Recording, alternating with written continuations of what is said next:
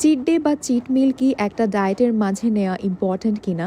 Cheat day মানে হলো একটা টানা লম্বা ডায়েটে থাকার পরে বা হেলদি খাবার খাওয়ার পরে একদিন সম্পূর্ণ দিন আনহেলদি বা ডায়েটের বাহিরের খাবার খাওয়া। আর চিট মিল মানে সারা দিন খাবারের মাঝে একটা মিল ডায়েটের বাইরে খাবার খাওয়া অনেক দিন ডায়েট করার পর। চিট ডে খেলে দেখা যায়, চিট ডে নিলে দেখা যায় যখন আমরা টানা একটা ডায়েটের মধ্যে থাকি কিন্তু সারাদিন আমরা অন্য সব ক্যালোরিযুক্ত খাবার খাই, সেক্ষেত্রে লাস্ট সবগুলা দিনের ডায়েটটাই আসলে নষ্ট হয়ে যায়।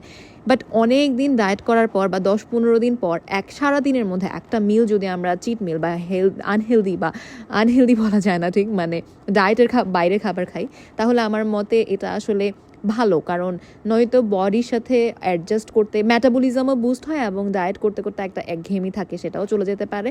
এবং অনেক সময় দেখা যায় ডায়েট করতে করতে মানুষের মুখের রুচিটা চলে যায়, একেবারে নর্মাল খাবারের সাথে সে অ্যাডজাস্ট করতে পারে না, সেটাও আসলে ইম্পর্টেন্ট। সো আমি আজকে কাচি এক্সপ্রেস থেকে মাটন তেহেরি অর্ডার করেছিলাম। ফর দ্য ফার্স্ট টাইম আমি মাটন তেহেরি খেয়েছি এবং কাচি এক্সপ্রেসের নামে আমি মাটন তেহেরির কথা অনেক শুনেছি এবং এটা অনেস্টলি অনেক বেশি ভালো ছিল, আমার খুবই ভালো লেগেছে।